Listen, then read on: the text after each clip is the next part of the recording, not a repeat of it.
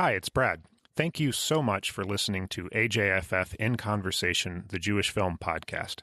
My co-host Sara and I, like everyone at the Atlanta Jewish Film Festival, are so grateful for your support. Whether you subscribed in your podcast app or are leaving us ratings and reviews, every little bit helps. What perhaps helps more than anything, though, is your financial support. We cannot do the podcast or any of our other virtual programs without the generous contributions of listeners like you. If you're willing and if you're able, please consider supporting the podcast with a donation at ajff.org/inconversation. Thank you so much, and now, please enjoy the episode.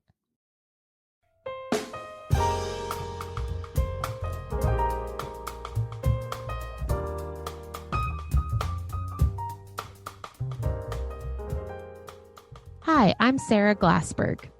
I'm Brad Pilcher. And this is AJFF In Conversation, the Jewish Film Podcast. In today's year-end wrap-up episode, we wanted to reflect upon 2020, but specifically in terms of Georgia's film industry. That's right. It should go without saying that 2020 has hit many industries very hard, but Georgia's booming film production scene has seemed to endure. And since AJFF is part of the state's film industry, we wanted to hear more about the state of things now before COVID and what might be in the future. For those who have maybe heard the terms tax credits or tax incentive thrown around whenever a new Marvel movie would be shooting here in town, but maybe you aren't sure what that really entailed and what is to come of those perks for productions in a post-COVID world, well, we will be covering all of that and more today. Especially since certain productions have shut down indefinitely or relocated to other states, or in some cases actually ramped back up, with all kinds of protocols in place to keep casts and crews safe and sound. So we will definitely want to hear about how that's all been working out and what the economic impact has been on the ground, how industries related to film production have been affected, as well as how new jobs have actually been created and other creative industries have seemed to weather the storm and thrive. To answer our questions about all of this and shed some much appreciated insights, we have three very, very special guests today. Lee Thomas is the Film, Music, and Digital Entertainment Deputy Commissioner. Peter Stathopoulos, head of Bennett Thrasher's Entertainment Practice and head of Government Affairs for the Georgia Production Partnership. And Beth Talbert, VP of Studio Operations at Eagle Rock Studios here in Atlanta. Lee, Peter, to start us out, I want to ask sort of an overall question. The film industry is operating again. The shutdowns that took place earlier in the year seem to have abated. But, what is the overall outlook on film production in Georgia? How has it changed sort of in big picture terms? Lee, maybe you can speak to this first. And Peter, I don't know if you have any thoughts on this, but what is the overall outlook on film production post-COVID? We're not really post-COVID yet, but post-initial COVID outbreak. It's definitely busy again. Here we are at the start of December, and we have, I believe, 32 television series going on and about 12 features going on. We started to see projects come back, first commercials and then some small indies, while the unions were getting their paperwork together and their agreements together, the safe way forward. And we were getting ready during that time. I mean, we came out with some safety protocols back in May. And I think that gave people some assurance that Georgia was going to be ready to open when they were ready to open. But yeah, we've definitely seen a big resurgence here. Yeah, and one thing I was going to jump in on is, there's been definitely a lot of help from the state. So, I'll give some snaps to Lee's office in terms of putting out guidance related to, how to safely restart, as well as guidance as to which shutdown and restart and holding expenditures count for credits. So, for instance, the Georgia Department of Revenue, another executive agency that administers Georgia's film tax credit program, put out some really good COVID guidance, which was fairly generous in allowing shutdown, holding, and restart costs, as well as extra costs for filming around COVID. So that's all been useful in Georgia's kind of hard restart. That tax credit is something I want to ask about because it's obviously been essential to building up the film industry in the state. But at the same time, there's going to be major budget pressures coming out of the pandemic for the state. It's not always been something that perhaps rural legislators or conservative legislators have looked favorably upon. Is that tax credit safe? Is that tax credit going to be modified or changed? Do we have any real idea about where that's going to head in the next 6 to 12 months? So from my standpoint, yes, the tax credit has been really instrumental in growing and creating Georgia's current entertainment industry. If you look at before it was passed to where we are now, it's been exponential growth, and the film credit's definitely been involved. I think all film credit programs go through a life cycle. Georgia's is now in the mature phase, which just to me means it's getting a little bit more oversight and maybe a look at just to make sure it's operating in the most efficient way. But I don't think there is any widespread desire to kill the program. At least that's my read of Georgia's politics. I think there's still widespread support for the program across both sides of the aisle and across most of Georgia's political leadership. I think it's more a question of it's a mature program now. Georgia understands the industry a lot better than when we got into this industry. From the viewpoint of the current incentive back in 2008. And, it's just making sure that the credit is paying off. I view the credit as just a win-win, because at the end of the day, in order for the state to give away either 20 or 30%, somebody has to spend, the other 70 or 80%. So those dollars, are direct spend in Georgia, and they obviously circulate around the economy. And so anyway, I think it's just it's a fairly easy argument. And we did just have a tightening of the program, which will go into effect January of 2021. So that calls for audits of all the projects, and just some more. It's great to have it the oversight and have it tightened. There hadn't been a major change in the program since 2012, and so I think it was due, and hopefully it will stay as it is for several more years. So I have a question, since we're talking about these, I guess you could say, budgetary or economic aspects of film production, where it's been, where it's potentially going. Lee, would love to hear from you about kind of taking these topics at a more micro or macro level and looking at the true economic impact on the ground. Sure, Sarah. Of course, all of them shut down in March, right? So it wasn't a matter of some of them were still going on. All of them went down. Not knowing if this was a 1 week hiatus or whether it was going to go on for much longer, which of course it did. But out of the projects that we had in March that were either in production or prepping for Georgia, we had all but 2 return. So that was good. There was one that was Disney Shrunk, and they decided not to move forward at all anywhere at this time.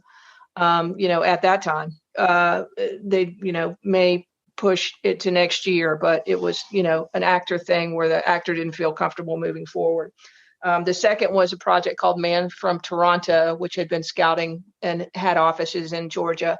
And at the time, when we were just kind of reopening, Canada's numbers were much lower than the United States. And so they decided to go forward in Toronto, which sort of made sense for them.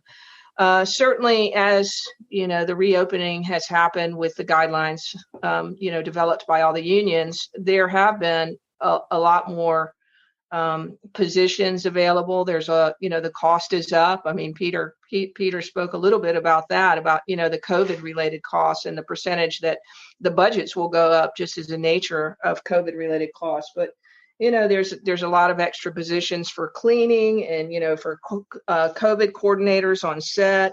There might be more time spent on the ground here quarantining. There's certainly a lot of testing going on.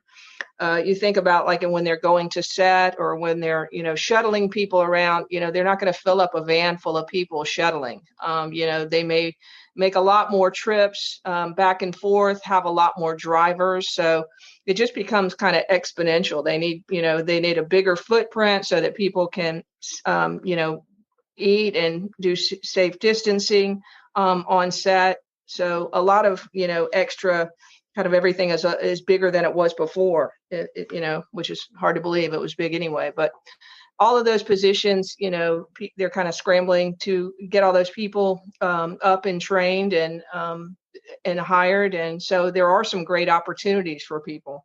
As far as vendors, they definitely took a hit. There's no question about it. At least, just earlier this morning, talked to someone who has a prop house, and they were in bad trouble, but through Paycheck Protection Program, PPP, and SBA loans, they were able to pull through, and they said this November was busier than projected, for last November. So that's a great sign. I mean, we are busy again. I want to ask Beth about the studio side of it. What goes into how you guys have had to shift your operations at the studio level to accommodate all of these productions and the changes that have had to happen with COVID? Eagle Rock was very fortunate in the fact that when we built 5 years ago, we had a lot of things in place that we didn't know were going to be so instrumental in getting back to work during a pandemic. And it was just little things like all of our bathrooms were touchless. You don't think much about that until you realize nobody can touch anything anymore. So we had all of that going for us.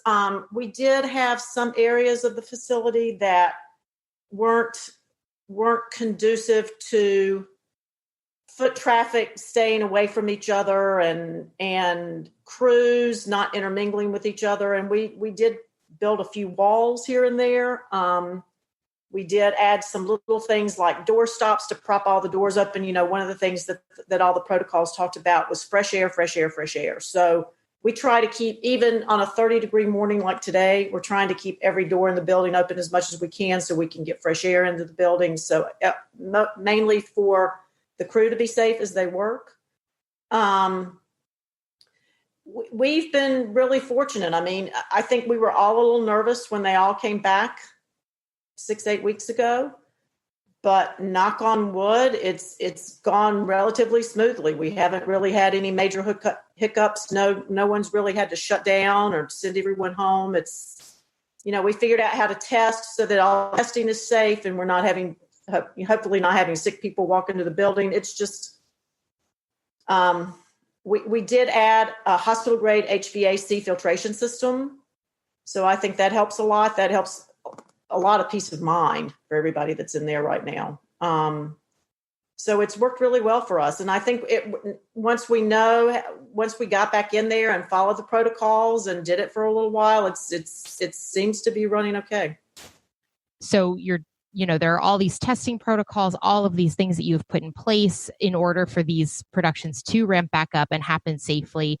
But we all know, I mean, I've been seeing that with the holidays, Thanksgiving and then the winter holidays coming up, is there a chance that certain productions may not be returning in January? Or, how does that sort of is there going to be a hiatus? What does that look like?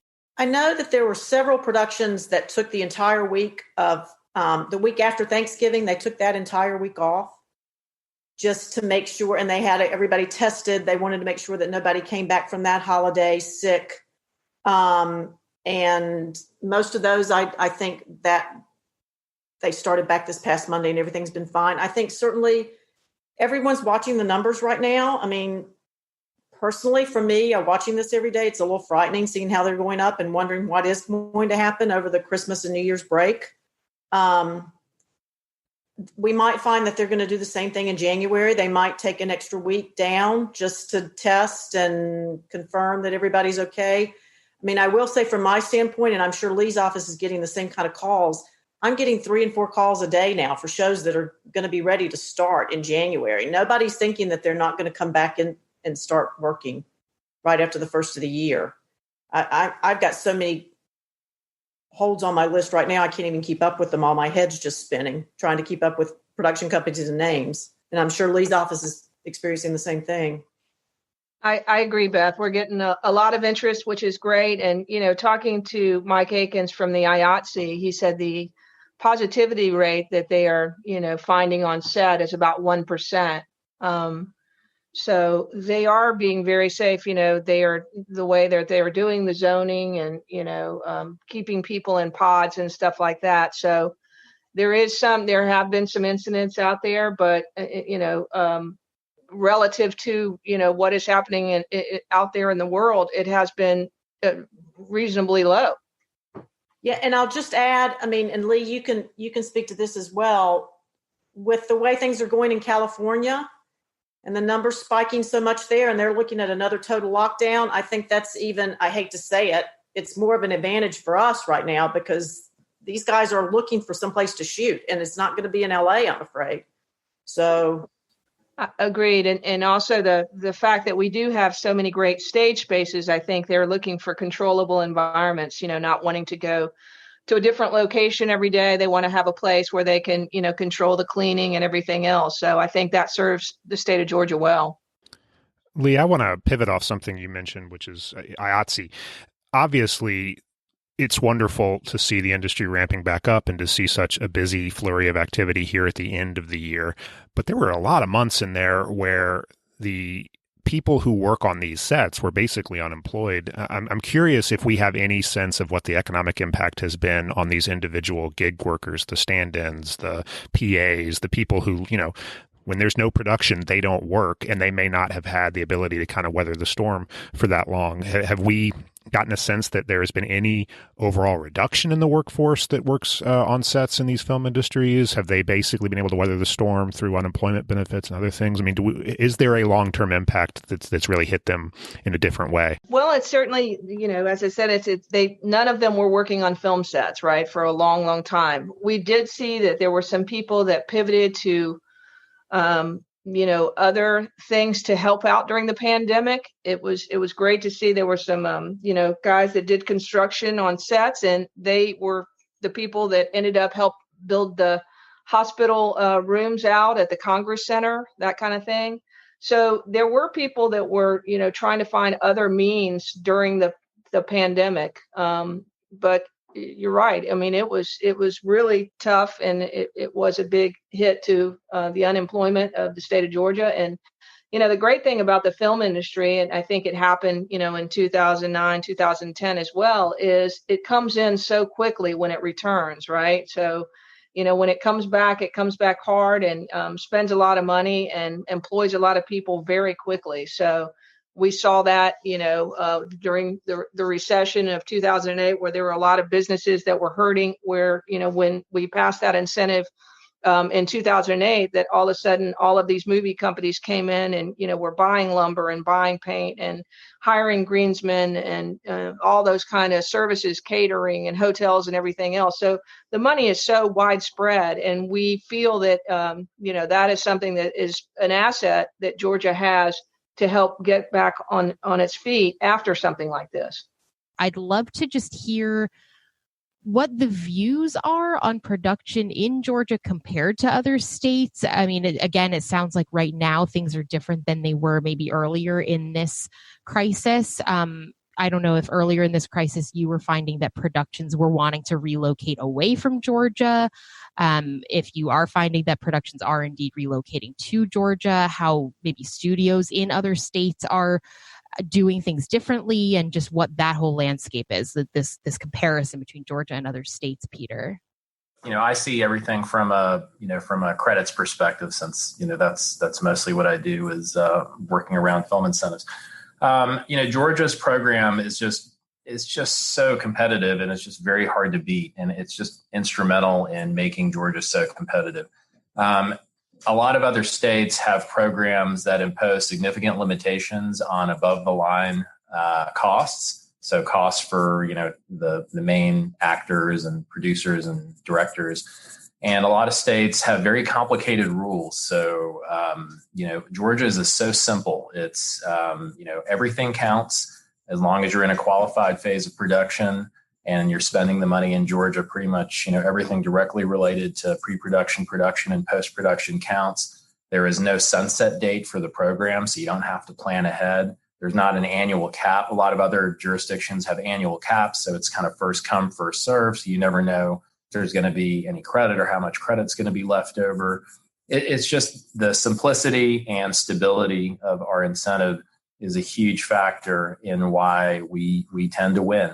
There's very few jurisdictions that can stand up. And then you combine that with Georgia's advantages in being open during this crisis and having the infrastructure in place and sound and sound stages and other infrastructure to handle this. It just gives us a huge advantage. And then last but not least, in aspects we haven't really thought about, like development.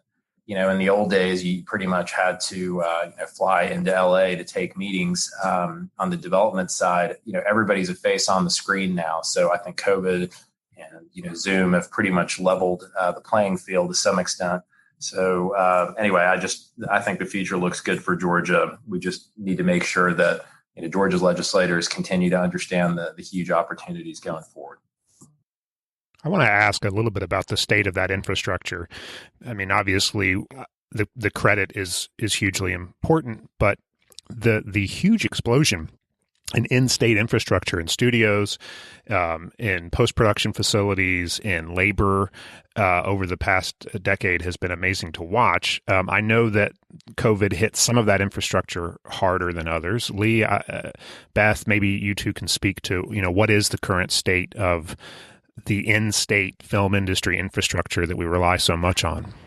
I mean, our infrastructure has grown continually since the, 2008 incentive. I don't think anybody has seen the kind of soundstage growth any other market in the world that Georgia has seen over the course of, it really started in 2010 with EWE Screen Gems, but we went from 45,000 square feet of purpose-built soundstage space in 2010, which was Riverwood down in Sonoy, to over 1.6 million square feet of purpose-built soundstage space now.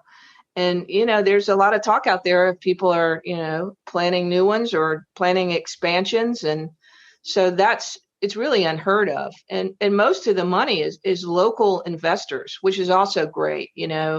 It is, Steve Economos from Eagle Rock, or it's Dan Cathy, with Trillith, or John Rooker, who has Atlanta Metro Studios, which, it's great to see these companies diversify and really put investment into the state. What do you see as the future of that? I mean, there's been such phenomenal growth over the last decade. You wonder if it can continue growing at that rate. Does it need to even grow at that rate? Or are there aspects that we could fill in the gaps on? I mean, we've got a huge amount of studio space now and soundstage space, but maybe we need more post-production facilities. Maybe we need more, local talent in a particular sector. What do you see as the sort of areas for growth looking ahead at the next decade? We definitely need more post-production facilities and special effects houses and those kind of things, because Georgia has been seen really as, a filming location. They may start in California and they may end up, doing most of their special effects work in Vancouver or back in Los Angeles. And I think we definitely need more of that. I think ever since the first soundstage was built, people have been saying, are y'all oversaturated? Do you have too much? But as Beth said earlier, she's got a bunch of holds on her studio. So, I think there is room for continued growth with all the new platforms and all the new streaming and all the need for content. We're seeing great things happen as far as the longer this market matures. We're seeing, writers' rooms pop up. We are seeing Above the Line move here. And so then they are here in Georgia to oversee the post-production. So it makes it so the percentage of the project shot here and created here and developed here. There's a great company that Peter's involved with called Picture It Productions that has been very successful marketing projects, television projects. They, will shoot a sizzle reel and go out to Los Angeles or New York and pitch it. And they've been able to sell a lot of shows. But, at some point, we hope that all of that will happen here and you won't go anywhere to go pitch those shows, right? I think that COVID, once again, might be a bit of an equalizer because, in my experience, having to take all the meetings in LA, now everybody's taking meetings via Zoom. I just think there's a great opportunity for infill of development in Georgia. Another thing I think that's missing is financing. Not much content gets financed or greenlit or historically in Georgia. So it'd be great if there were more investment in content, and at some point maybe distribution. Georgia is a manufacturing plant right now. It's, we've got the developers working out of Hollywood. We want to have more developed here. There's always room for growth. I mean, I think when I first arrived in Georgia 4 years ago, there was questions about whether we wanted more sound stages. Now I think we're seeing we need more sound stages. Do we need post-production here? Absolutely. Do we need more content created here? Yes. We've got some great companies like Crazy Legs Productions that are here in Atlanta, and they're doing great content. We'd like to see more people like that around. I think there's always room for growth. The one good thing about the infrastructure that we have built here is if, God forbid, anything would ever happen to the tax credits, because that infrastructure is in place, they're still going to come. Obviously, we've been talking about all the different parts of film production and how many jobs and how many roles are within that. And I guess I would just be curious to hear about other sort of related, sort of unrelated creative industries, specific creative industries here in Georgia, and how they have weathered the storm. Look, all of Georgia's creative industries have been growing. We've been talking about film and television and commercials primarily, but I think most of the people on this call will know that Georgia's become an epicenter for esports and for digital gaming. And so another aspect of Georgia's entertainment industry is the huge growth in our university system in terms of programs aimed at the creative industry. So you've got the Creative Media Institute over at Georgia State. University of Georgia has a fine arts program. Everybody's familiar with SCAD, the Savannah College of Art and Design. Kennesaw, I'm probably leaving some other music and esports and creative industries out, but huge growth in that. I think live music has taken a huge hit. So Georgia's fine arts have been very significantly affected. And so, finding ways to keep, our fine arts alive is going to be something we should be focusing on. Film and television, was certainly completely dark for quite a while, and then it came back, roaring back. But live music has been severely impacted. The interactive entertainment market is doing very well, so that's great news. Like he mentioned, esports, but anything interactive entertainment is doing very well. It's great to see that some of the companies that typically do live music, like the Atlanta Symphony Orchestra, have pivoted, and they are, doing a combination of, they're doing filmed entertainment. They're doing a television series called Behind the Curtain, one of the two, where they're filming the Atlanta Symphony Orchestra with a combination of robotic cameras and camera people, so that they can get the close-ups without endangering anybody. And then they're airing those, and so that is a way that they can, keep people engaged and keep people watching the Atlanta Symphony without having an audience. So we're seeing some of that happen, which is great. It's tough. I mean, we have seen some of these drive-in concerts that have done very well, and that seems to be taking off now. So we're encouraged by that. But I think it's very tough out there, especially for musicians. I want to ask a little bit about timelines. We're getting to the end of the year. We've got a couple of vaccines that are starting to maybe hit the market in the next few months. There is this sense that maybe in the first half of 2021 that we'll be able to move past the pandemic. I don't know if that's true, but fingers crossed. I'm curious what the timeline is around the COVID protocols. How long do you think that productions are going to have to continue to adhere to these various protocols to take on these additional costs in order to continue their production? Or do we have any real sense of that right now? I hope I'm wrong, but I don't see those protocols going away anytime in 2021. Really? What do you think is the trigger that will cause those protocols? I mean, is it when there's a sufficient level of vaccination? Is it comfort level? Is it something else? I mean, what is it that you think will bring us back to a COVID protocol-free environment? I think, well, obviously the vaccine is going to make a big difference, but I still think even after there's a vaccine in place, they're going to be ultra conservative in going back to the way that production operated before. Even little things like, for example, before COVID, we saw productions working 12 and 14-hour days. One of the protocols was that they cut back to 10. I don't think that's going to ever alter much. I think they're always going to be watching to make sure that they don't have overtired crews. A lot of things that crew members complained about in the past was there was no such thing as a sick day if you were on a production. If you were sick, you came in. They're being much more careful about that now, and I think they've realized that that's just something they need to do in general, not just in a COVID world.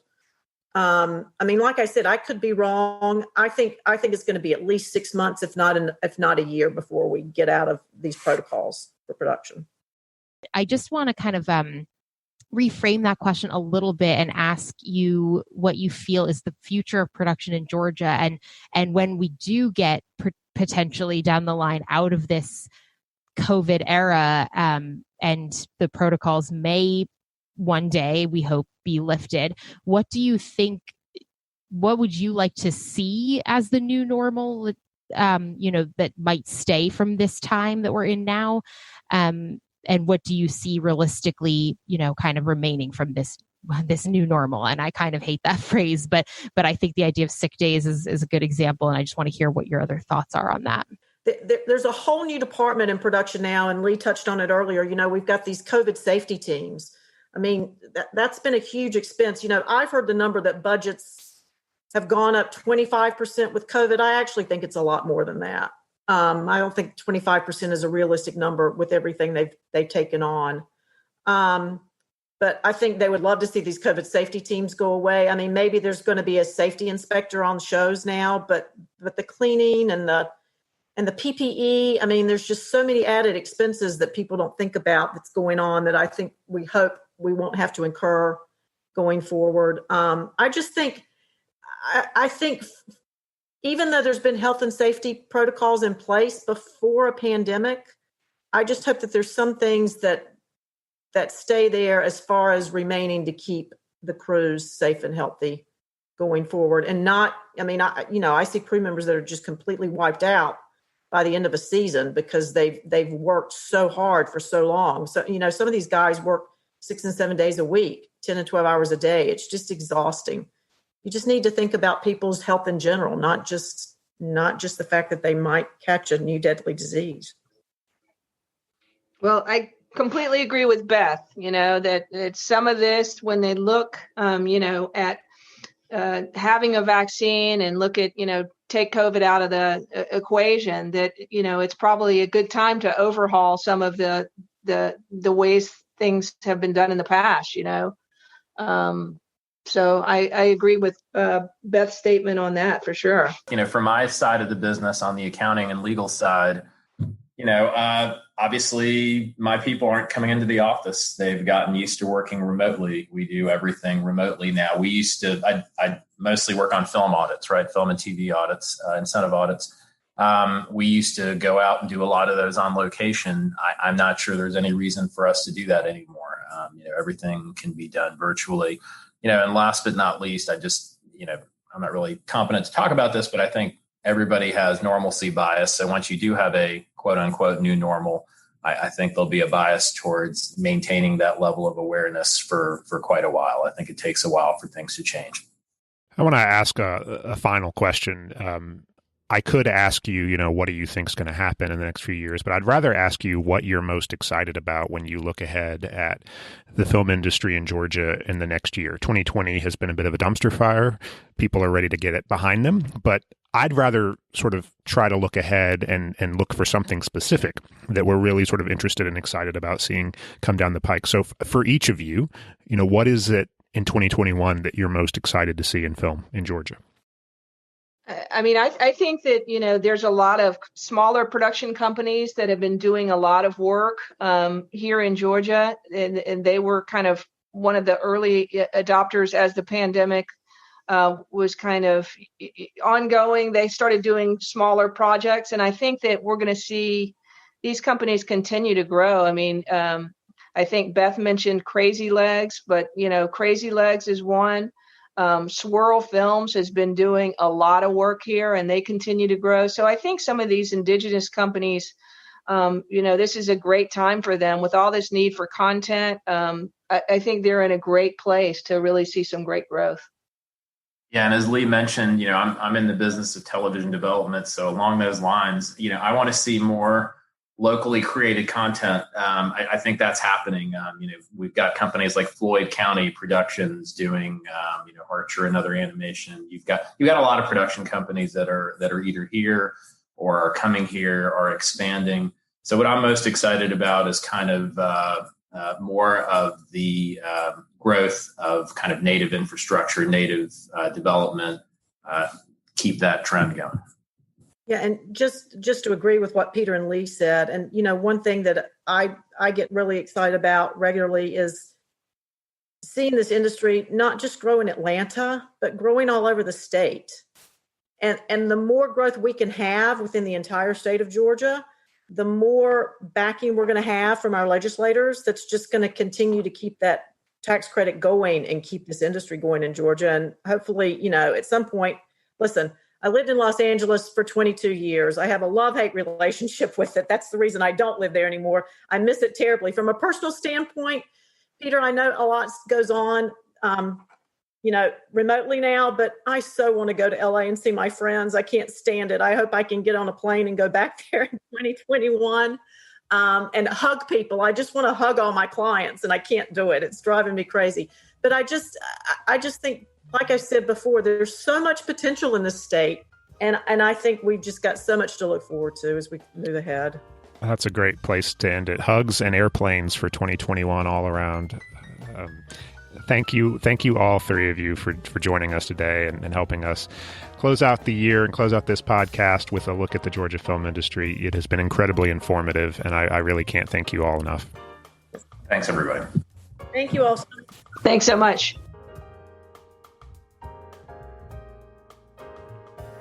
Until next time, we are your hosts, Sarah Glassberg and Brad Pilcher. Also producing is Chris Holland, who is also our technical director and editor. Thank you again to our special guests this week, Peter Stathopoulos, Lee Thomas, and Beth Talbert. The music you have been humming to all show long comes from the incomparable Joe Alterman. Please look him up wherever you get your music. You can always find more from us as well as show notes at ajff.org/inconversation. Our email address is inconversation@ajff.org. Drop us a line with questions, and we just might answer in future episodes. Don't forget to subscribe in your podcast app of choice or check out our YouTube channel for new episodes. Give us a rating, a review. Every little bit helps. We should also mention that we cannot continue to do this podcast or any of our other digital programs without your support. If you're willing and able, please make a donation at ajff.org/inconversation. And of course, please tell your friends about the show. Until next time and next year, goodbye.